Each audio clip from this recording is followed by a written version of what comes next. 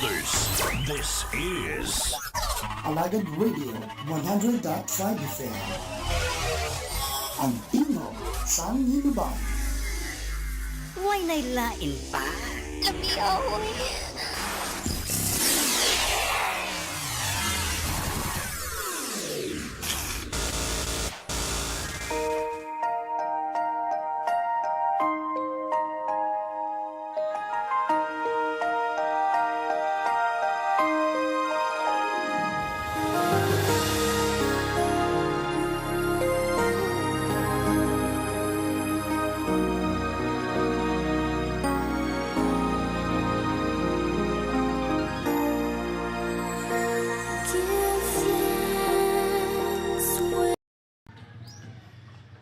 Abyan may nga agad sa imo, kamusta ka?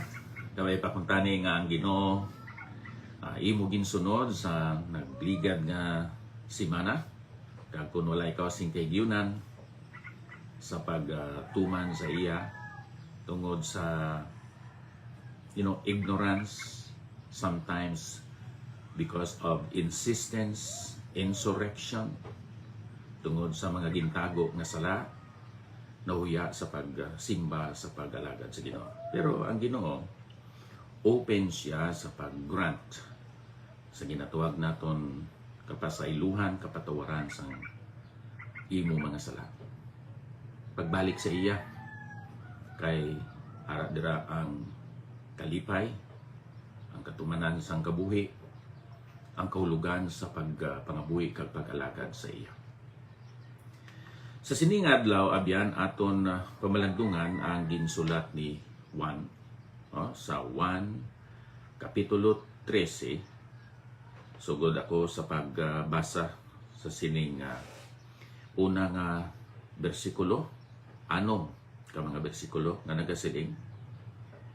Karon sa wala pa ang piyesta sang Paskwa, si Jesus nga nakahibalo nga nag-abot na ang iya takna nga magtaliwan siya sa sining kalibutan pakadto sa Amay. Padayon diri si Juan. Sang nakahigugma sang mga iya nga yari sa kalibutan, ginhigugma niya sila tubtub sa katapusan. Kag sa tion sang panihapon ang yawa nga nakapasulod na sa tagipuso ni Judas Iscariote, nga anak ni Simon, sang painuino sa pagtugyan sa iya. Si Jesus nga nakahibalo nga ang Amay nakatugyan sang tanan nga butang sa iya mga kamot, kag na siya naggikan sa Dios, kag nagapakadto sa Dios, nagtindog sa panihapon, ginhalid ang iya mga punok, kag nagkuha siya sing inog pamahid, kag ginwagkos niya. Nyan nagbubo siya sing tubig sa batya o kung sa labador, kag nagsugod sa paghinaw sa mga tiil sa mga gintutunan. Kag sa pagpahid sa ila sang inog pamahid nga nawagkos niya. Nag-abot siya kay Simon Pedro, kag si Pedro nagsiling sa iya, Ginoo, hinawan mo bala ang akon mga tiil? Si Jesus nagsabat sa iya, ang ginahimo ko wala mo mahibalui karon, apang mahangpan mo ugaling. Now diri ako magabasa karon sa versikulo 12, sang nakahinaw siya sang ila mga tiil, kag nakasuklob sang iya mga kunop, kag nakalingkod diwat, nagsiling siya sa ila, nakahangop bala kamo sang nahimo ko sa inyo? Kamo nagatawag sa akon manunudlo kag Ginoo, kag husto ang ginasiling ninyo kay amo ako. Yan kun ako ang Ginoo kag manunudlo ninyo naghinaw sang inyo mga tiil, kamo man dapat maghinaway sang inyo mga tiil. Kay naghatag ako sa inyo sing sulundan, agod nga kamo man maghimo suno sa nahimo ko sa inyo. Sa pagkamatuod, nagasiling ako sa inyo, ang ulipon hindi dako pa sa iya galon. O kon ang ginpadala dako pa sa nagpadala sa iya.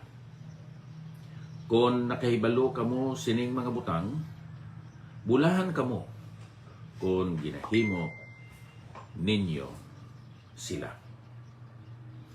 Amay nga balaan, nagapasalamat ako sa ang kaigyonan nga makahimo sang sining pagpaathag kag pagtudlo nanungod sang ginhimo nimo o sang ginhimo sang imo bugtong anak si Ginoong Hesus sa paghugas sa mga tiil sang iya mga gintutunan. Pakamayowa o Diyos ini nga pagpamalandong karon sa ngalan ni Ginoong Hesus. Amen. Abyan utod sa Ginoo basa kita sa John chapter 13 verses 1 up to verse 17. Ang aton nga makuha nga pagtulunan diri excuse me, amoy ni ang kasing-kasing sang isa kaulipon. Bisan anuman ang aton papel o kon katungdanan dira sa iglesia ni Ginoong Hesukristo, kinahanglan dapat it is a must nga mag-alagad kita sa isa kag isa dira sa gugma. Ang mga tao sang una dito sa Israel, at this point dito sa Jerusalem, ang ilang mga ginasuksok, mga sandals, kag ang ilang ginalaktan, yabukon, balason, kag ang batasan sang host, sang tagbalay kung sila magbisita.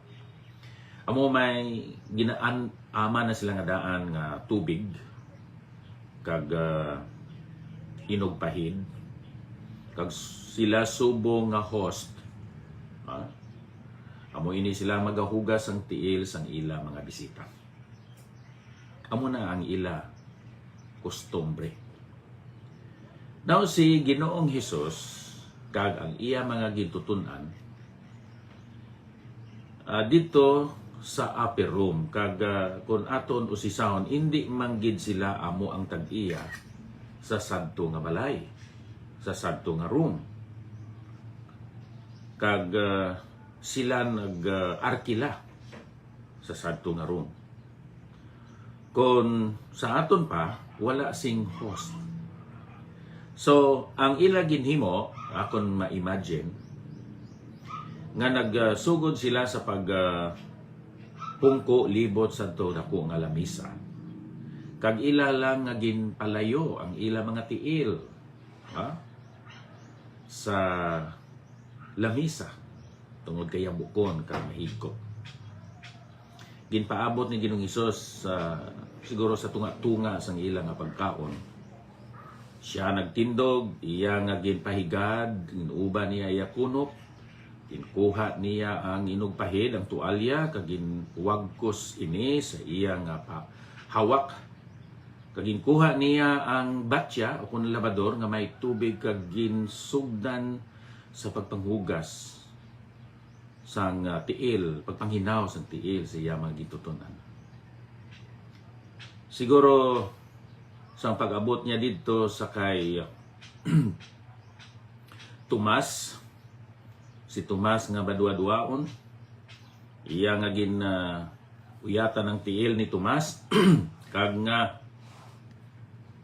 nakita niya ang iya tikod, kag ginahugasan, kag iya gina-expect nga inang iya nga tikod, ang tikod ni Ginoong Hesus, pagalagbasan sinang lansa nga dako. Iya ginpahiran, kag nag-abot naman siya dito sa kay Pedro, nagsiling si Pedro, Ginoo, imo man ako hugasan, hindi na ako magpahugas. Siling ni Ginoong Hesus, ang hindi mahugasan, wala ka mo simbahin sa ako. Kung na mo sina, paliguin na lang ko o Ginoo. Siyang naugasan, nagsiling siya ang naugasan, hindi na siling nga pagapaliguan pa. Ini mga leksyon nga makuha naton sa sini nga istorya. Kung ikaw, kag ako, nagbalaton kay Kristo Jesus, kaangay nga kita, ginpaliguan na. Pero kay nagpabilin pa man kita sa sini nga kalibutan, nagalakat-lakat, nagagawi kita, mahigkuan ang aton nga mga tiil, meaning kita mahulog man sa gihapon sa pagpakasala. Kinahanglan na aton confession ang pagpangayo sang kapasaylohan, kapatawaran sa aton nga mga sala. Agud kita mahugasan sa tanang nga kahigko sang sala. Now, si Ginoong Hesus amo ang nagpanghugas sang ila nga mga tiil, nagpanghinaw sang ila mga tiil. Nagatudlo ini sa aton abyan ngang aton nga manluluwas naghatag sang isa ka ehemplo sa pagpasayloay sa isa kag isa tungod kay kita makasayop kag makasala, makahimo sa mga butang nga maka-hurt, kasakit sa aton mga utod sa Ginoo. Kinahanglan hindi kita paidalom sa aton nga bugal kang aton pagkamayayahon. Kinahanglan ang pagpaubos kag ang pagpangayo sang kapatawaran sa isa kag isa. This is one of the greatest examples of servant leadership diri sa Balaan Kasulatan. Siya nga tupong sa Dios nga may naghimo sang isa ka buhat nga ginaisip naton, isa ka ubos nga buluhaton sa daan nga kalibutan, ancient world, ang pagpanghugas sang tiil sa mga tao o sa mga bisita. Ining pagpanghugas sa mga tiil sa mga bisita, kung manggaranon ang host, ginahimo ini sang ulipon. Karon tungod kay wala man sang ulipon didto sa upper room, ang naghimo amo ang Diyos nga anak si Ginoong Hesus. Naghalad siya nga kabuhi, nagbilin siya sang isa ka ehemplo na kinahanglan buhaton man sa mga Kristiyano. Kung kaisa nagadalag ko ang mga problema sa aton nga mga kasimbahanan, tungod kay ang isa magaisip nga siya maalam kag maayo gid ang iyang doktrina, kag ginaisip niyang iban nga mga buang, mga ignorante, hindi makahangop sang mga verbs kag subject or predicate sa sentences dira sa Balaan Kasulatan. Tungod sa bugal, kag tungod sina ang mga kasimbahanan bahin-bahin o kung naga-divide tungod sa bugal, hindi mapasayloon, hindi magpatawad, hindi magpaubos ang ila kaugalingon. Si Ginoong Hesus nagtudlo sini sa kay Pedro kag sa kay Juan. Nanungod sinang greatness. Sa pangunahuna sa kalibutan, ang greatness amo ni kung ikaw amo ang nagadumala kag nagapangulo sa mga grupo, sa mga katawan. Pero sa pagtudlo kag konsepto, doktrina ni Ginoong Hesus, ang pagkapangulo o kon ang greatness maangkon ina pinaagi sa pag-alagad, sa pag-serve sa iba ng mga tao. The way to greatness is servanthood. Amoy ni isa sa mga paradoxes sa mga ginatudlo ni Ginoong Hesukristo. In order to go up, you have to go down. In order to be a leader, you must be a servant. Kagamoy ni gintudlo ni Ginoong Hesus sa iya mga gintutunan. Kamay pakuntani abyan nga instrumento ikaw sa paghiusa sa pag-unite sa inyong nga iglesia. Pinaagi sa imo pagpaubos, submission. Pinaagi sa imo nga pagka mapainumsanon o kon humility. Kag pinaagi man sa imo nga pag-alagad, sa imo nga pag-serve. So, humility, submission, servanthood, amoy ni ang mga ingrediente agod nga mapadayon nga magadumala ang ginatawag panaghiusa, pag-isa sa mga miyembro sa iglesia sa aton Ginoo. Pagpaubos, pagtuman, kag pag-alagad. Diyos nga balaan, salamat sa imo bugtong anak nga hindi lamang naghatag sa amon sang salvation, nagbilin man siya sa amon sang sample o kon model para sa amon nga pagpangabuhi at pag-alagad sa imo sa sining nga kalibutan. Teach us to be humble, to be submissive, and to have a servant's heart.